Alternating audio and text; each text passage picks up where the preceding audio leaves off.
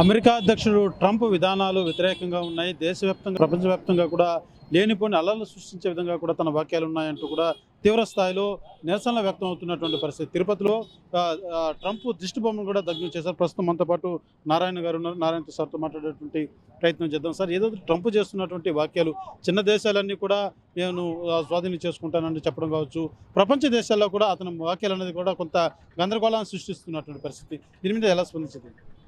అసలు ఈ ప్రపంచ ఈ యుగంలో ఉండాల్సిన వ్యక్తి కాదు ట్రంప్.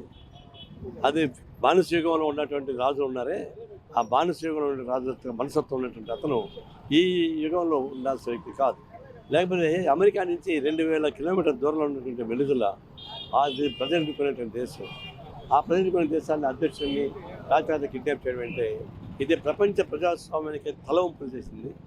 దీన్ని బట్టి ఆయన ఒక దేశమే కాదు, వెలుగులనే కాదు, మళ్ళా క్యూబా మీదకి వెళ్తా అంటున్నాడు, మెక్సికో మీద దాడి చేస్తూ ఉంటున్నాడు, పెరు మీద దాడి చేస్తూ ఉంటున్నాడు.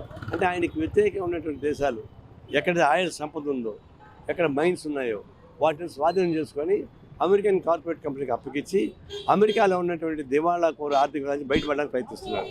అంటే ఒక దేశం దివాళా బయటపడడానికి ఇంతమంది చంపాలన్నా, ఎలాగ ప్రభుత్వం చంపాలన్నా? మేము దీన్ని ఖండిస్తున్నాం, ప్రపంచం అంతా ఖండిస్తూ ఉంది. మీ దేశంలో ఉన్నటువంటి న్యూయార్క్లో మీరు ఓడిపోతే దేశాన్ని ప్రపంచం గెలుస్తారా మీరు? ఇప్పుడు నేను తిరుగుతూ ఉన్నా, చంద్రబాబు ఇక్కడే ఉన్నారు. ఆయన ఎన్డీఏ కూటమికి బ్యాక్ బోన్. ఈయన లేకపోతే ఆయన ఉండడు. ఈయన రైజ్ చేయడు వాయిస్, ఆల్వేస్ హైటెక్ అంటుంటాడు, అమెరికాకి మహాతుంటాడు. కాబట్టి ట్రంప్ చేసిన పనిని దృశ్యాన్ని ఖండించాలా చంద్రబాబు నాయుడు? ఈయన ఖండించడమే కాదు, ఈయన మోడీ కూడా సహాయం ఇచ్చి, మోడీ నువ్వు ఖండిస్తావు లేదా, లేకపోతే విత్డ్రా చేసుకోవాలని చెప్పాలి. మోడీ కూడా వాయిస్ తెరవాలా. ప్రపంచంలో పెద్ద దేశం అంది, చైనా కన్నా పెద్ద దేశం అంది, ప్రజాస్వామ్య దేశం అంది. దానికి రిప్రజెంటేటివ్ ఉన్న వ్యక్తి ట్రంప్ విషయాన్ని ఖండించకపోతే రేపు నిన్ను కూడా ఎత్తగలుగుతాడు. దిగెవరు ఉన్నారు? అందువల్ల తక్షణం భారతదేశ ప్రధాని నోరు తెరవాలి, చంద్రబాబు నాయుడు నోరు తెరవాలి, ట్రంప్ని ఖండించాలి. ప్రపంచవ్యాప్తంగా వచ్చి మళ్ళీ భాగస్వామ్యం కావాలని కోరుతున్నాం. లేకపోతే పోతే మీరు చరిత్రహీనులు అయిపోతారు. ప్రధానంగా ట్రంప్ పదే ఏదో ఒక విషయంలో వీసాలు కావచ్చు, లేకపోతే ఇంత బలమైనటువంటి ఆయుధాలు మా వద్ద ఉన్నాయంటూ ఆయన చెప్పుకునేటువంటి విధానాలు కావచ్చు, పదే ఏదో ఒక సంస్థాత్మకమైనటువంటి వాక్యాలే చేస్తూ ఉంటారు. దాన్ని ఎలా చూడాలండి? ఇప్పుడు ప్రపంచంలో పెద్ద దేశం ఇది. వీడికి వచ్చి మోడీని ఎత్తపోయాడు, సాధ్యం కాదు. లేకపోతే మోడీని ఎత్తపోయేవాడు.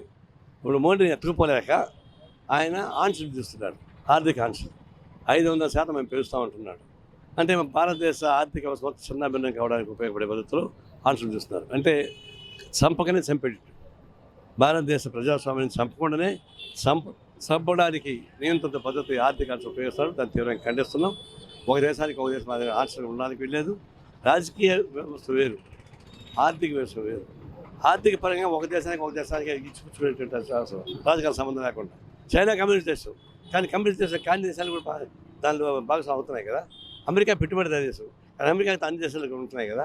కాబట్టి ఆర్థిక పరమైనటువంటి చర్యలకి, రాజకీయ చర్యలకి ముడిపెట్టడం సాధ్యం కాదు. ఇప్పుడు ఆయన ముడిపెడుతున్నాడు.